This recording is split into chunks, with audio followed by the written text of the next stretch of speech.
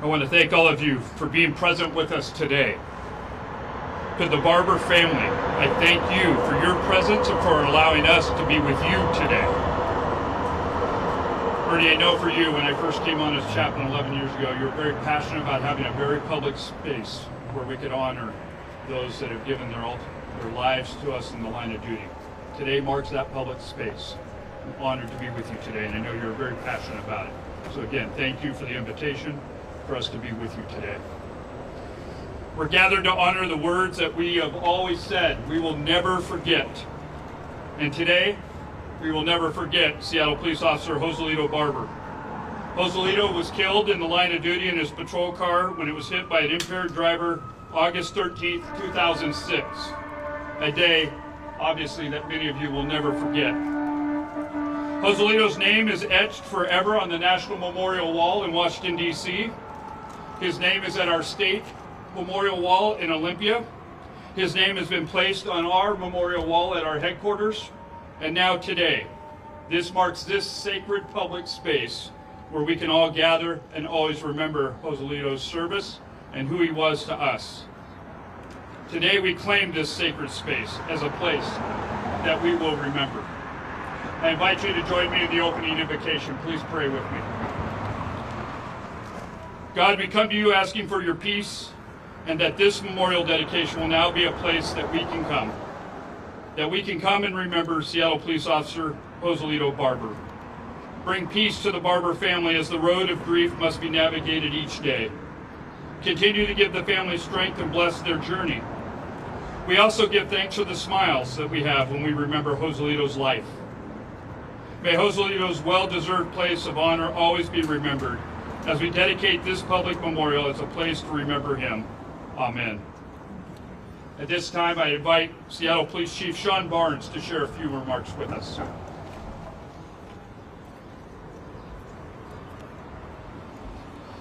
Good afternoon, everyone. I want to thank you all for being here, and I want to give a special thank you to those persons who were responsible for making today happen. This memorial, what we're doing here today, is truly to honor the service and commitment. We gather here today to honor the life and the service of Officer Barber, a young man who wore the badge for just 5 months, but whose dedication and sacrifice will never be forgotten.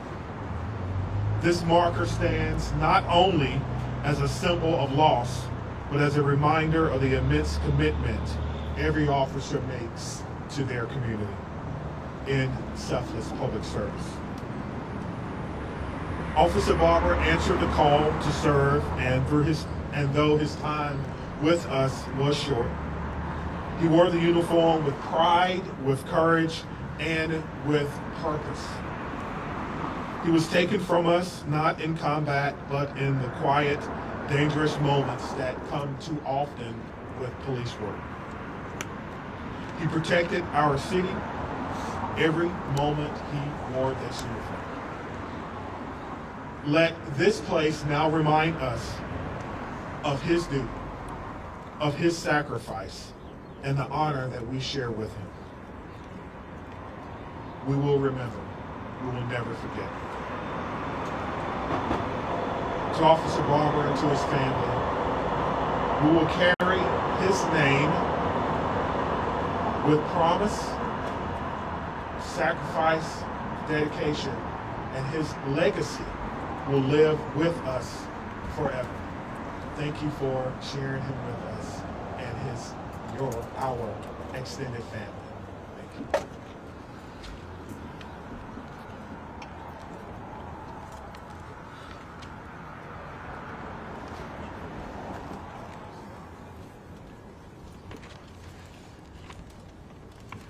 Good morning, everybody. I'm Nick Metz. I'm retired from the Seattle Police Department. I live in Denver now, and when I heard that this memorial was being put together and it was going to be at the Filipino Community Center, I knew I wanted to come up and be a part of this. And so I just want to first thank you, Chief Barnes, for the support of the agency.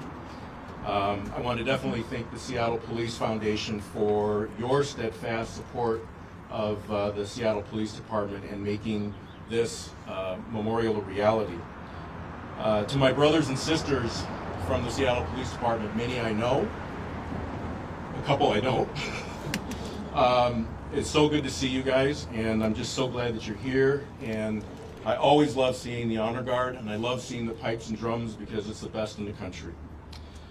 To the Filipino Community Center, I just can't thank you enough for being willing to put this memorial here. This is the proper place for the memorial for Joselito. And to the Barber family, it is so good seeing you. We have created such a bond and such a friendship over the years. And you guys look great, and it's so good being able to spend some time with you. I can't even begin to tell you what an honor it is to be back here. To be here at the Filipino Community Center, where I spent a lot of time during my time here, as especially being the commander at the South Precinct. A place that always supported the members of the Seattle Police Department. And I'm incredibly grateful to FCC for everything that you're doing here. Whenever we walk through these doors now, whether it's for an event or whether it's a quiet visit, the one thing that we could always guarantee when we walked in here is, one, we were going to get a hug. Two, we were going to be greeted with warmth.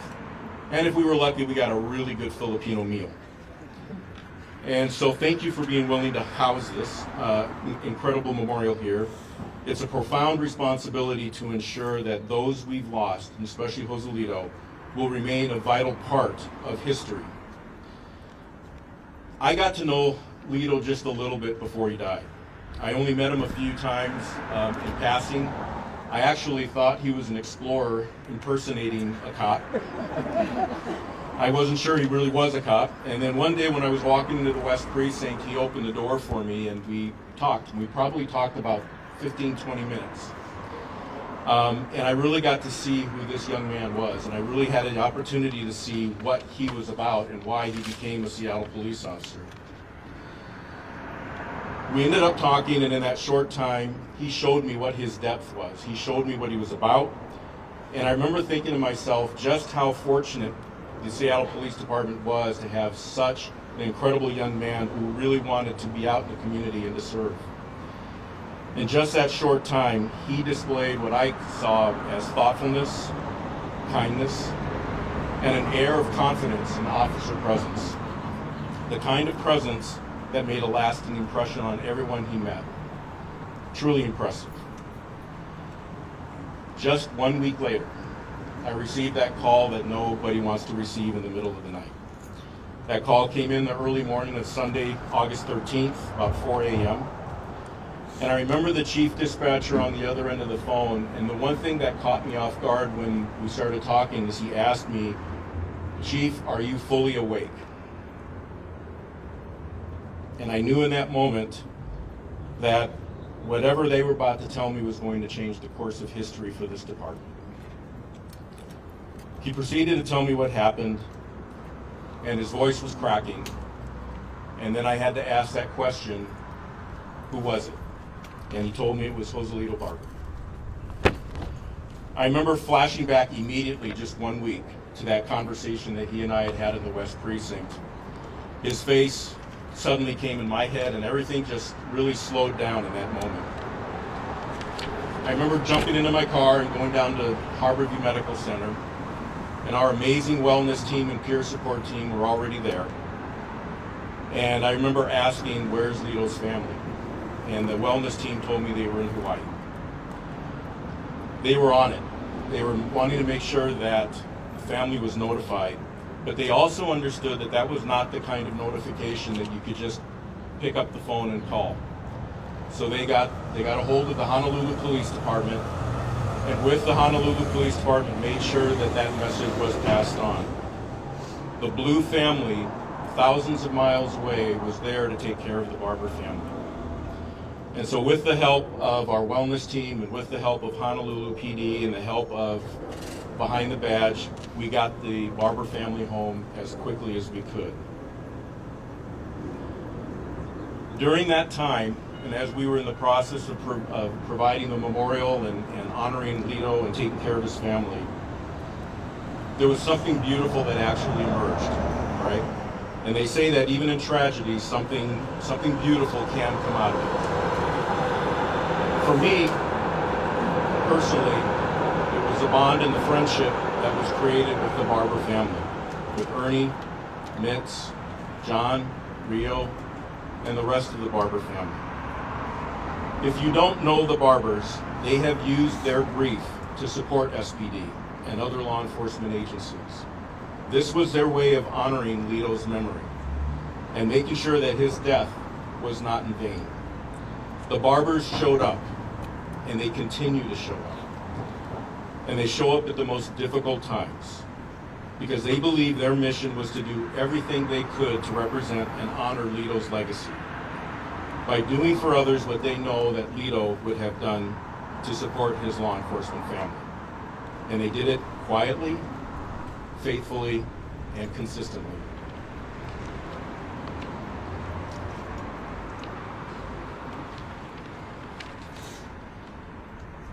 I will always be proud of how Seattle Police and the Filipino community stand shoulder to shoulder in supporting the Barbers. Nobody ever let them walk alone, and that kind of love and that kind of unity created an amazing legacy. Not long after Lito's family, and you guys may remember this, you guys gave me a small trinket. It was a keychain with Lito's badge on it, with the badge number 6897, which you see inscribed behind us. I still have that badge. I still have that key ring. It's on my key ring right now. The shine is worn off a little bit. The edges have smoothed in time, but it has stayed as a constant reminder, much like this memorial will represent, of what Lito has aspired to and what we should all aspire to. And I say that for this very reason, to the officers who are here. Working in uniform today, working as a cop, it's not an easy time to wear a badge. But then again, Seattle has never been an easy place to be a cop. But that's what makes policing here beautifully challenging. It often feels like you may be caught in the storm that we didn't start, defending things that we didn't break. But here's the truth. What you do still matters. You will never fully know the impact that you've had, how simply showing up can change the trajectory of someone's life. You are the community's first hope in the midst of chaos, and often the barrier between peace and collapse.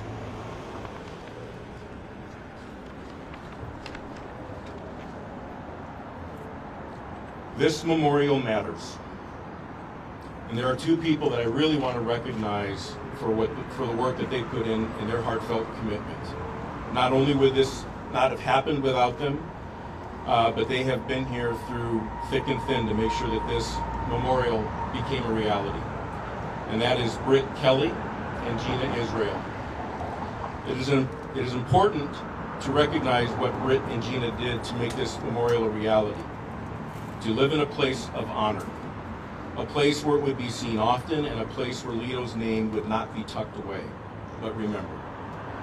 The Filipino Community Center was a clear choice, not just for its beauty, but for its heart. To Britt, your dedication in honoring our fallen have never wavered.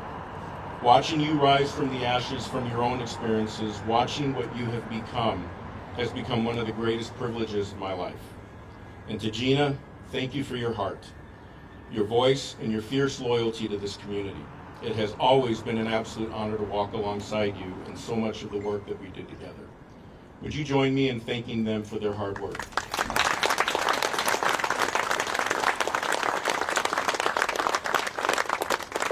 I really only did that because I know they hate it. In closing, this memorial not only honors the legacy of Joselito Alvarez Barber, a police officer, brother, and son, but it also is a place, and this memorial will be a place of remembrance, of reflection, of peace, and a place where Lito's spirit will live on in the hearts of many. Thank you.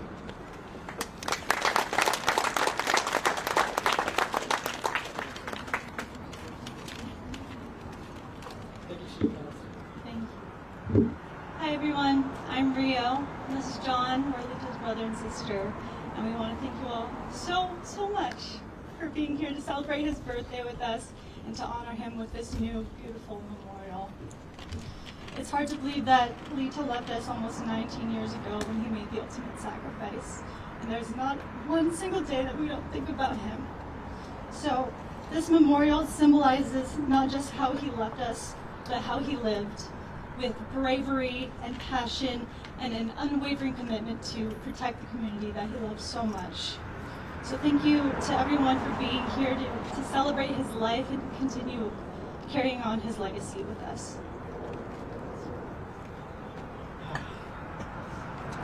Happy birthday, Lito. I'm so humbled and thankful to see everybody be here. I saw the amount of chairs when I got here, and I knew that wasn't going to be enough, just because I know how many people in this city and in this community have put their lives and their love into raising my brother, my sister, and I. And so I'm really touched that this special place that helped raise us will always have a piece of him here to remember. And it's a place that I drive by on the way to work, and so every day I get to see something special to help remind us how special my brother is and how special he is to everybody here. And so there are so many people that played a role in making this event possible, making this possible, and I don't even know them all, but I really just want to say thank you to the Seattle Police Department, Filipino Community Center, everybody that helped put this together, and everybody that took their time to be here today. I know it's very special to me, and it's very special to Lito that you're all here. And so thank you for making this such a special birthday for him and for my family. Thanks. And just real quick, Lito, we love you. You are never forgotten.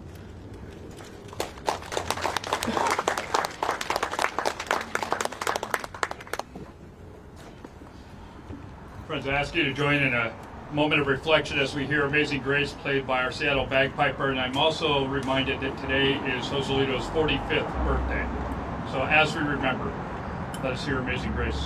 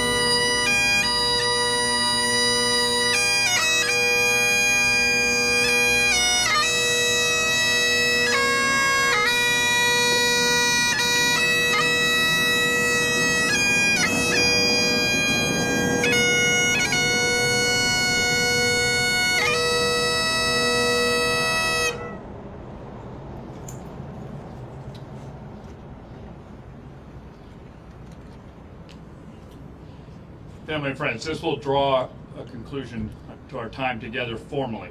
But we are here gathered together. There's a reception right here for us all. The family is here.